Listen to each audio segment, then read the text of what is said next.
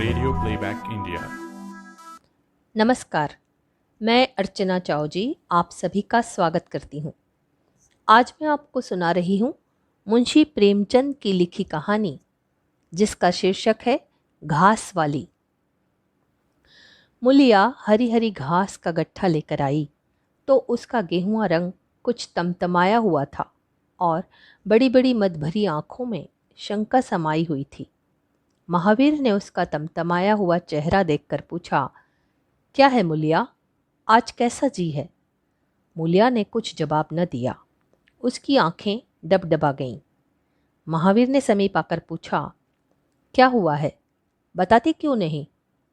किसी ने कुछ कहा है? अम्मा ने डांटा है? क्यों इतनी उदास है?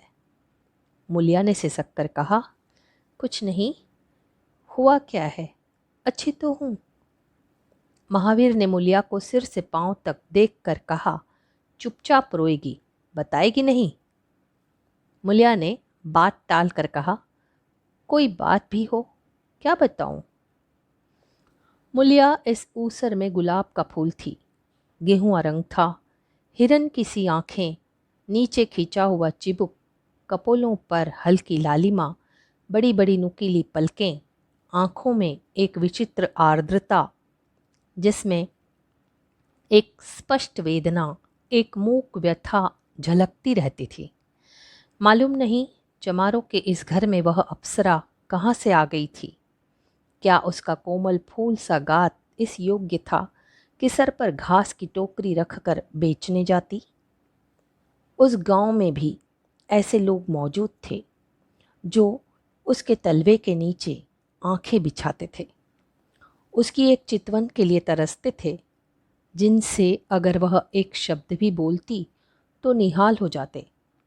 लेकिन उसे आए साल भर से अधिक हो गया, किसी ने उसे युवकों की तरफ ताकते या बातें करते नहीं देखा। वह घास लिए निकलती तो ऐसा मालूम होता मानो उषा का प्रकाश सुनहरे आवरण में रंजित अपनी छटा बिखेरता जाता हो। कोई गज़लें गाता, कोई छाती पर हाथ रखता, पर मुलिया नीची आंख किए अपनी राह चली जाती।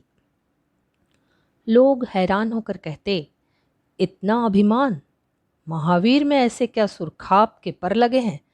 ऐसा अच्छा जवान भी तो नहीं, न जाने यह कैसे उसके साथ रहती है।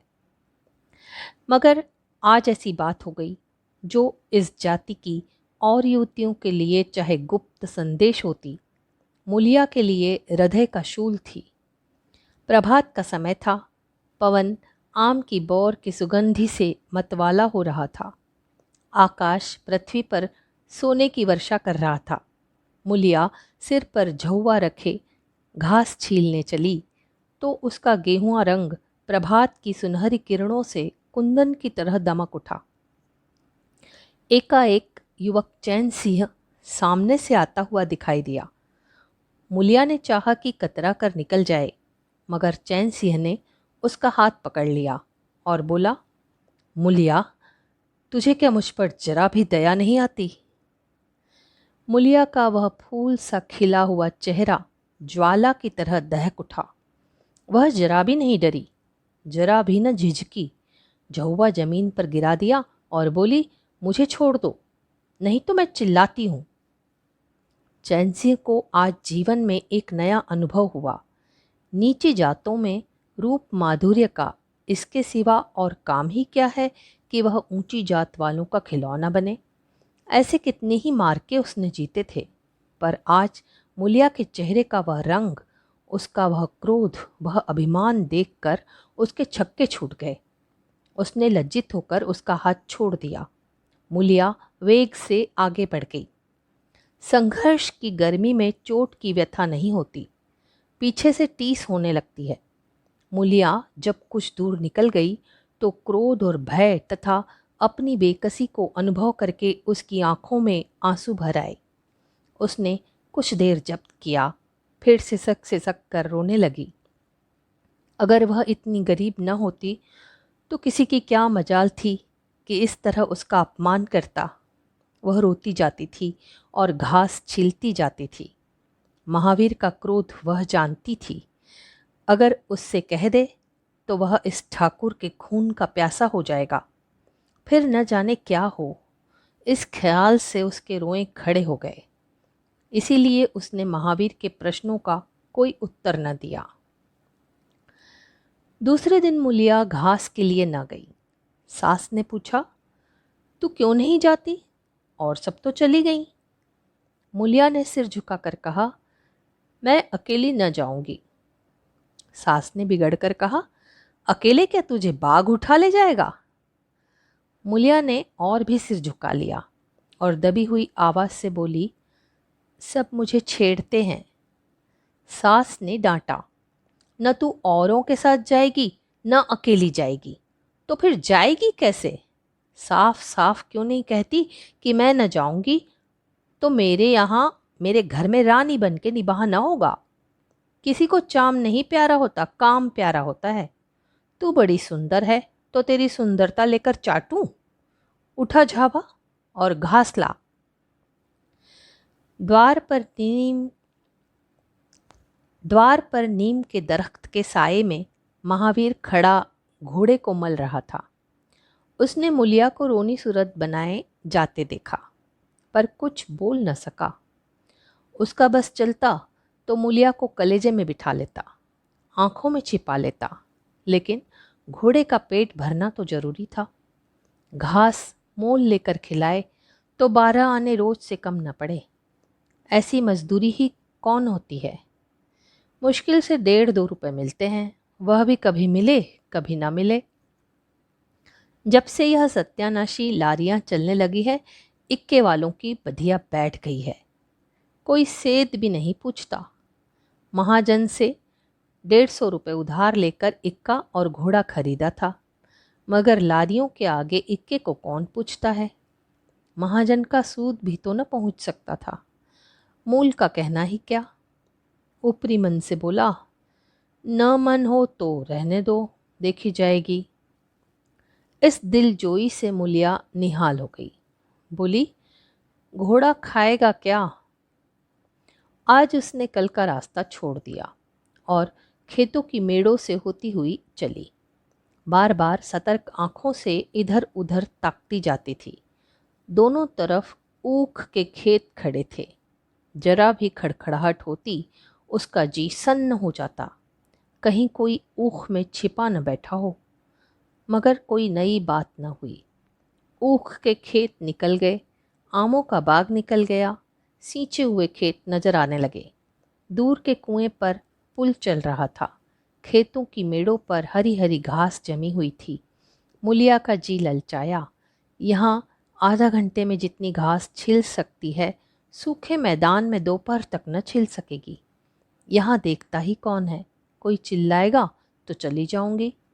वह बैठकर घास छीलने लगी और 1 घंटे में उसका झाबा आधे से ज़्यादा भर गया।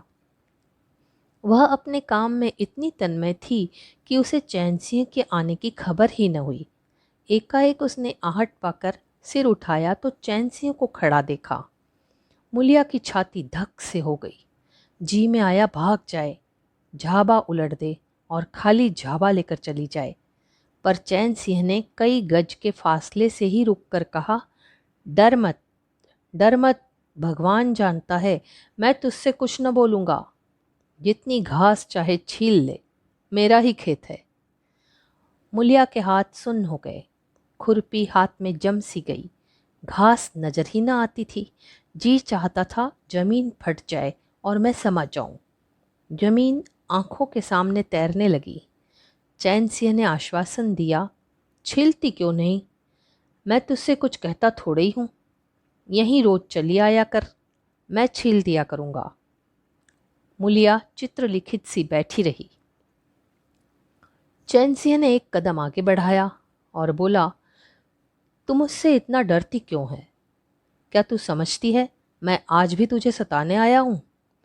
ईश्वर जानता है, कल भी तुझे सताने के लिए मैंने तेरा हाथ नहीं पकड़ा था। तुझे देखकर आप ही आप हाथ बढ़ गए। मुझे कुछ सूध ही न रही। तू चली गई तो मैं वहीं बैठकर घंटों रोता रहा। जी में आता था हाथ काट डालूं, कभी जी चाहता था जहर खा लूं। तभी से तुझे ढूंढ रहा हूं। आज तू इस रास्ते से चली आई, मैं सारा हार छानता हुआ यहाँ आया हूँ। अब जो सजा तेरे जी में आवे दे दे। अगर तू मेरा सिर भी काट ले तो गर्दन न हिलाऊंगा। मैं शोहदा था, लुच्चा था, लेकिन जब से तुझे देखा है मेरे मन से सारी खोट मिट गई है। अब तो यही जी में आता है कि तेरा कुत्ता होता और तेरे पीछे पीछे चलता, तेरा घोड़ा होता, तब तो तू अपने हाथों से मेरे सामने घास डालती। किसी तरह यह चोला तेरे काम आवे। मेरे मन की यह सबसे बड़ी लालसा है। मेरी जवानी काम न आवे अगर मैं किसी खोट से ये बातें कर रहा हूँ। बड़ा भगवान था महावीर, बड़ा भागवान था महावीर, जो ऐसी देवी उसे मिली। मुलिया चुपचाप सुनती रही, फिर सिर नीचा करके भोलेपन से बोली, तो तुम मुझे क्या करने को कहते हो? चैन सिंह और समीप आकर बोला, बस तेरी दया चाहता हूँ। मुलिया ने सिर उठाकर उसकी ओर देखा। उसकी लज्जा न जाने कहाँ गायब हो गई। चुभते हुए शब्दों में बोली, तुमसे एक बात कहूँ, बुरा तो न मानोगे? तुम्हारा ब्याह हो गया है या नहीं? चैनसिया ने दबी जबान से कहा, ब्याह तो हो गया, लेकिन ब्याह क्या है, खिलवाड़ है। मुलिया के होठों पर अवहेलना की मुस्कुराहट झलक पड़ी। बोली, फिर भी मगर मेरा आदमी तुम्हारी औरत से फिर भी अगर मेरा आदमी तुम्हारी औरत से इसी तरह बातें करता तो तुम्हें कैसा लगता? तुम उसकी गर्दन काटने पर तैयार हो जाते कि नहीं? बोलो, क्या समझते हो कि महावीर चमार है तो उसकी देह में लहू नहीं है? उसे लज्जा नहीं है?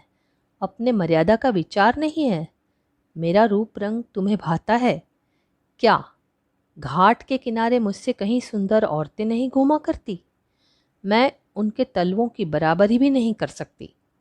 तुम उसमें से किसी से क्यों नहीं दया मांगते? क्या उनके पास दया नहीं है? मगर वहां तुम न जाओगे, क्योंकि वहां जाते तुम्हारी छाती दहलती है। मुझसे दया मांगते हो इसलिए ना कि मैं चमारिन हूँ, नीच जाती हूँ, और नीच जाति की औरत जरा सी घुड़की, धमकी या जरा सी लालच से तुम्हारी मुट्ठी में आ जाएगी। कितना सस्ता सौदा है। ठाकुर हो ना, ऐसा सस्ता सौदा क्यों छोड़ने लगे? चैन सिंह लज्जित होकर बोला, मूला, यह बात नहीं, मैं सच कहता हूँ। इसमें ऊंच नीच की बात नहीं है। सब आदमी बराबर है। मैं तो तेरे चरणों पर सिर रखने को तैयार हूँ। मुलिया ने कहा, इसीलिए ना कि जानते हो कि मैं कुछ कर नहीं सकती। जाकर किसी खतरानी के चरणों पर सिर रखो तो मालूम हो कि चरणों पर सिर रखने का क्या फल मिलता है। फिर यह सिर तुम्हारी गर्दन पर न रहेगा। चैन सिंह मारे शर्म के जमीन में गड़ा जाता था। उसका मुंह ऐसा सूख गया था मानो महीनों की बीमारी से उठा हो। मुंह से बात न निकलती थी। मुलिया इतनी वाक्पटु है इसका उसे गुमान भी न था। मुलिया फिर बोली, मैं भी रोज बाजार जाती हूँ, बड़े बड़े घरों का हाल जानती हूँ। मुझे किसी बड़े घर का नाम बता दो जिसमें कोई साइस, कोई कोचवान, कोई कहार, कोई पंडा, कोई महाराज न घुसा बैठा हो। यह सब बड़े घरों की लीला है, और वह औरतें जो कुछ करती हैं ठीक करती हैं। उनके घर वाले भी तो चमारिनों और कहारिनों पर जान देते फिरते हैं। लेना देना बराबर हो जाता है। बेचारे गरीब आदमियों के लिए यह बातें कहाँ। मेरे आदमी के लिए संसार में जो कुछ हूँ मैं हूँ। वह किसी दूसरी मिहरिया की ओर आंख उठाकर भी नहीं देखता। संयोग की बात है कि मैं तनिक सुंदर हूँ, लेकिन मैं काली कलुटी भी होती तब भी वह मुझे इसी तरह रखता। इसका मुझे विश्वास है। मैं चमारिन होकर भी इतनी नीच नहीं हूँ कि विश्वास का बदला खोट से दूं। हाँ, वह अपने मन की करने लगे, मेरी छाती पर मूंग दलने लगे, तो मैं भी उसकी छाती पर मूंग दलूंगी। तुम मेरे रूप ही के दीवाने हो ना? तुम मेरे रूप ही के दीवाने हो ना? आज मुझे माता निकल आए, कानी हो जाऊं तो मेरी ओर ताकोगे भी नहीं। बोलो, झूठ कहती हूँ? चैन सिंह इनकार न कर सका। मुलिया ने उसी गर्व से भरे हुए स्वर में कहा, लेकिन मेरी एक नहीं, दोनों आंखें फूट जाए तब भी वह मुझे इसी तरह रखेगा। मुझे उठावेगा, बैठावेगा, खिलावेगा, तुम चाहते हो मैं ऐसे आदमी के साथ कपट करूं? जाओ, अब मुझे कभी न छेड़ना, नहीं तो अच्छा न होगा। जवानी जोश है, बल है, दया है, साहस है, आत्मविश्वास है, गौरव है और सब कुछ जो जीवन को पवित्र, उज्जवल और पूर्ण बना देता है।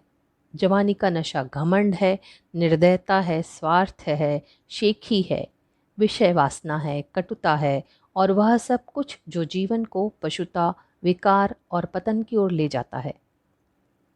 चैन सिंह पर जवानी का नशा था। मूलिया के शीतल छींटों ने नशा उतार दिया।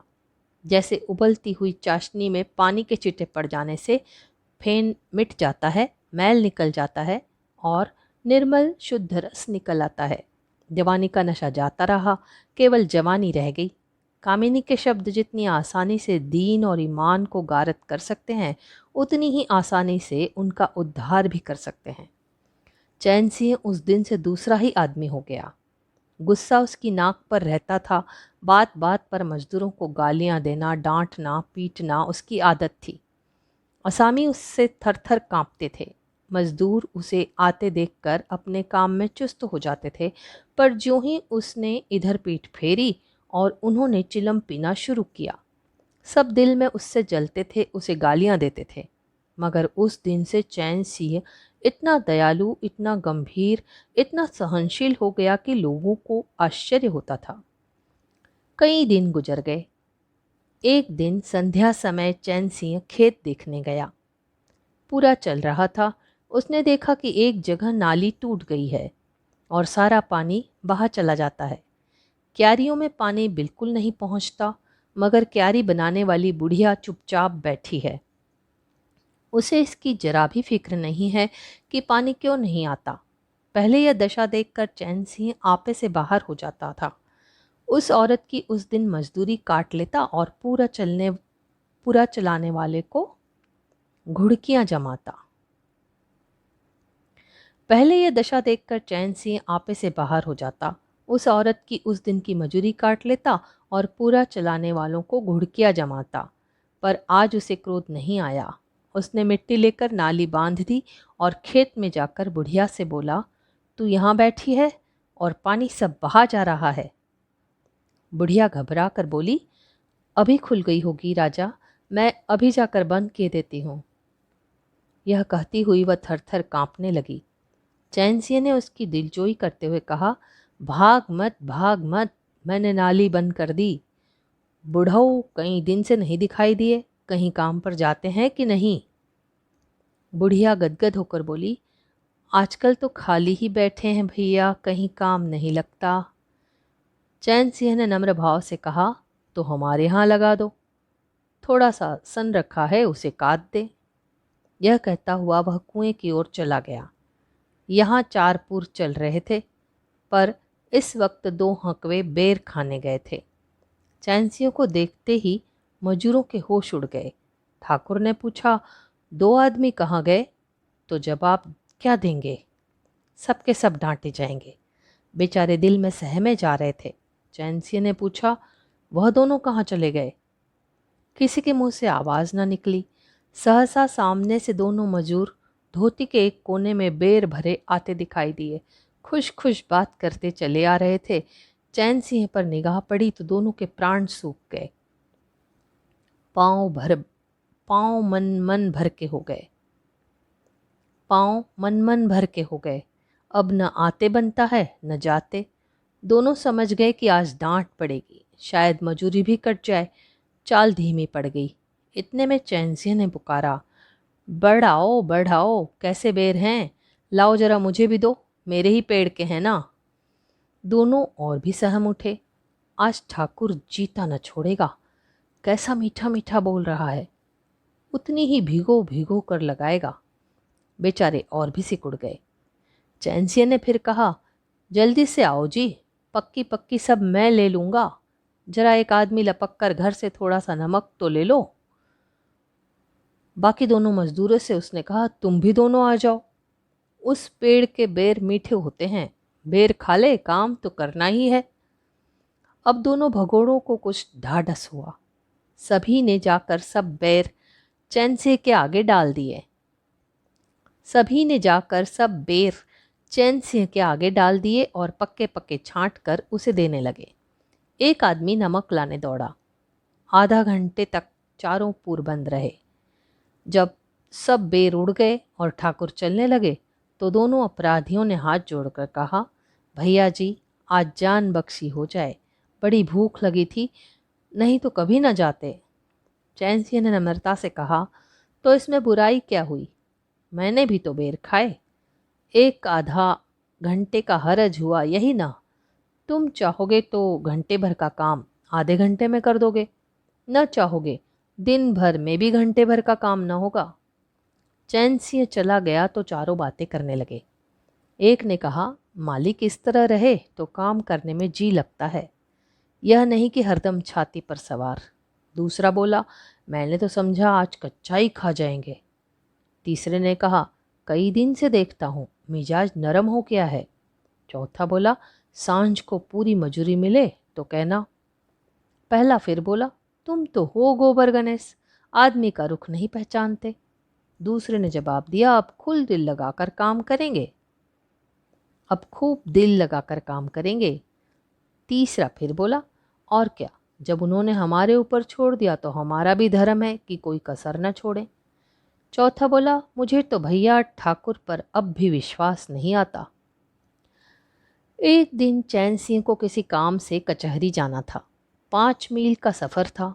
यूँ तो वह बराबर अपने घोड़े पर जाया करता था, पर आज धूप बड़ी तेज हो रही थी। सोचा इक्के पर चला चलूं।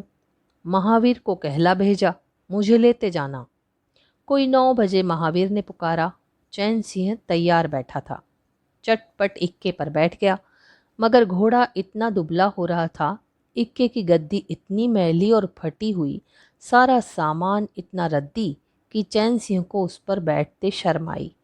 पूछा, यह सामान क्यों बिगड़ा हुआ है? महावीर, तुम्हारा घोड़ा तो इतना दुबला कभी न था, क्या आजकल सवारियां कम है क्या? महावीर ने कहा, नहीं मालिक, सवारियां काहे नहीं हैं, मगर लारियां के सामने इक्के को कौन पूछता है। कहाँ 2, ढाई, 3 की मजूरी करके घर लौटता था, कहाँ अब 20 आने पैसे भी नहीं मिलते। क्या जानवर को खिलाऊं, क्या आप खाऊं, बड़ी विपत्ति में पड़ा हूँ। सोचता हूँ इक्का घोड़ा बेच बाच कर आप लोगों की मजूरी कर लूं, पर कोई गाहक नहीं लगता। ज़्यादा नहीं तो 12 आने तो घोड़े ही को चाहिए, घास ऊपर से। जब अपना ही पेट नहीं चलता तो जानवर को कौन पूछे। चैन सिंह ने उसके फटे हुए कुर्ते की ओर देखकर कहा, 2-4 बीघे खेती क्यों नहीं कर लेते? महावीर सिर झुकाकर बोला, खेती के लिए बड़ा पौरुष चाहिए मालिक। मैंने तो यही सोचा है कि कोई गाहक लग जाए तो इक्के को औने पौने निकाल दूं, फिर घास छील कर बाजार ले जाया करूं। आजकल सास पतोहू दोनों छीलती हैं, तब जाकर 10-12 आने पैसे नसीब होते हैं। चैनसी ने पूछा, तो बुढ़िया बाजार जाती होगी? महावीर लजाता हुआ बोला, नहीं भैया, वह इतनी दूर कहाँ चल सकती है, घरवाली चली जाती है। दोपहर तक घास छीलती है, तीसरे पहर बाजार जाती है, वहाँ से घड़ी रात गए लौटती है। हलकान हो जाती है भैया, मगर क्या करूं, तकदीर से क्या जोर। चैन सिंह कचहरी पहुंच गए और महावीर सवारियों की टोह में इधर उधर इक्के को घुमाता हुआ शहर की तरफ चला गया। चैन सिंह ने उसे 5 बजे आने को कह दिया। कोई 4 बजे चैन सिंह कचहरी से फुर्सत पाकर बाहर निकले। हाथे में पान की दुकान थी। जरा और आगे बढ़कर एक घना बरगद का पेड़ था। उसकी छाह में 20 ही टांगे इक्के फिटने खड़ी थी। घोड़े खोल दिए गए थे। वकीलों, मुख्तारों और अफसरों की सवारियां यहीं खड़ी रहती थी।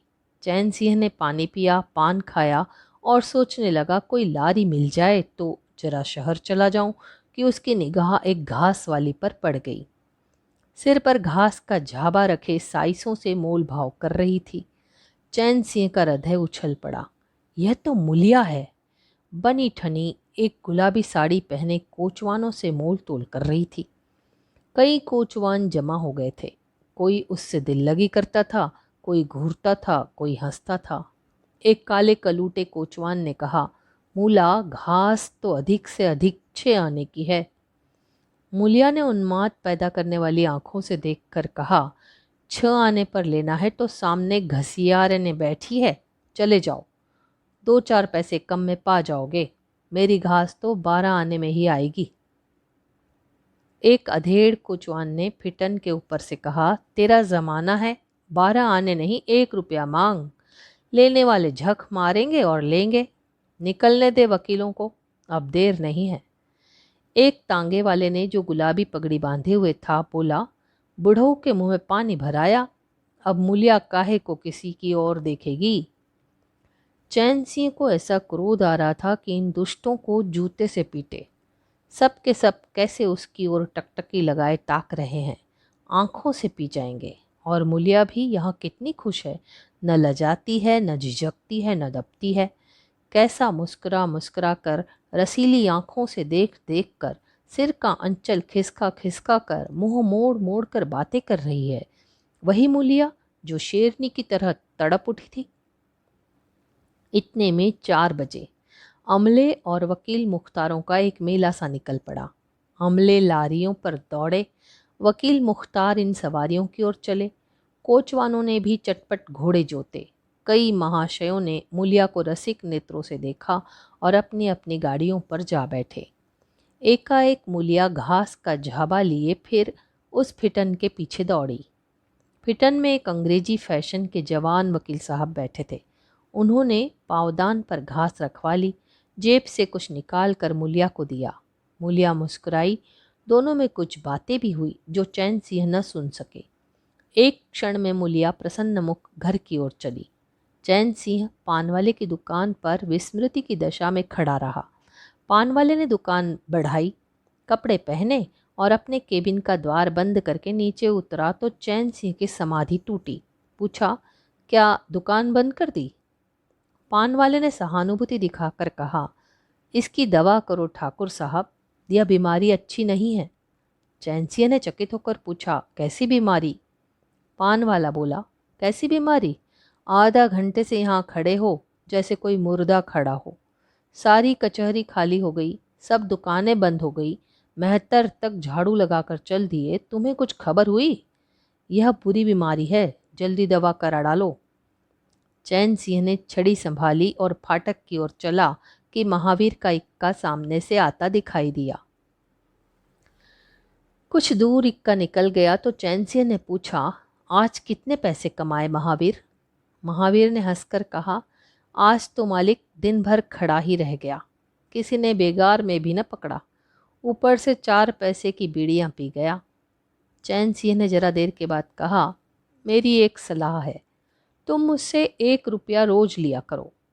बस जब मैं बुलाऊं तो इक्का लेकर चले आया करो, तब तो तुम्हारी घरवाली को घास लेकर बाजार न जाना पड़ेगा। बोलो, मंजूर है? महावीर ने सजल आंखों से देखकर कहा, मालिक, आप ही का तो खाता हूँ, आपकी प्रजा हूँ, जब मर्जी हो पकड़वा मंगवाइए, आपसे रुपए। चैन सिंह ने बात काट कर कहा, नहीं, मैं तुमसे बेगार नहीं लेना चाहता, तुम मुझसे 1 रुपया रोज ले जाया करो, घास लेकर घरवाली को बाजार मत भेजा करो। तुम्हारी आबरू मेरी आबरू है, और भी रुपए पैसे का जब काम लगे बेखटके चले आया करो। हाँ देखो, मूलिया से इस बात की भूल कर भी चर्चा न करना, क्या फ़ायदा। कई दिनों के बाद संध्या समय मूलिया चैन सिंह से मिली। चैन सिंह असामियों से मालगुजारी वसूल करके घर की ओर लपका जा रहा था कि उसी जगह जहाँ उसने मूलिया की बाह पकड़ी थी, मूलिया की आवाज़ कानों में आई। उसने ठिठक कर पीछे देखा तो मूलिया दौड़ी आ रही थी। बोला, क्या है मूला, क्यों दौड़ती हो? मैं तो खड़ा हूँ। मूलिया ने हाँफते हुए कहा, कई दिन से तुम्हें मिलना चाहती थी, आज तुम्हें आते देखा तो दौड़ी। अब मैं घास बेचने नहीं जाती। चैन सिंह ने कहा, बहुत अच्छी बात है, क्या तुमने कभी मुझे क्या तुमने कभी मुझे घास बेचते देखा है? हाँ, एक दिन देखा था। क्या महावीर ने तुझसे सब कह डाला? मैंने तो मना कर दिया था। वह मुझसे कोई बात नहीं छिपाता, मूलिया ने कहा। दोनों एक क्षण चुप खड़े रहे। किसी को कोई बात न सूझती थी। एकाएक मूलिया ने मुस्कुरा कर कहा, यहाँ तुमने मेरी बाह पकड़ी थी। चैन सिंह ने लज्जित होकर कहा, उसको भूल जाओ मूला, मुझ पर जाने कौन भूत सवार था। मूलिया गदगद कंठ से बोली, उसे क्यों भूल जाऊं? उसी बाह गहे की लाज तो निभा रहे हो। गरीबी आदमी से जो चाहे करावे, तुमने मुझे बचा लिया। फिर दोनों चुप हो गए। जरा देर के बाद मूलिया ने फिर कहा, तुमने समझा होगा, मैं हंसने बोलने में मगन हो रही थी। चैन सिंह ने बलपूर्वक कहा, नहीं मूलिया, मैंने एक क्षण के लिए भी नहीं समझा। मूलिया मुस्कुराकर बोली, मुझे तुमसे यही आशा थी और है। पवन सींचे हुए खेतों में विश्राम करने जा रहा था। सूर्य निशा की गोद में विश्राम करने जा रहा था और उस मलिन प्रकाश में चैन सिंह मूलिया के विलीन होती हुई रेखा को खड़ा देख रहा था। धन्यवाद।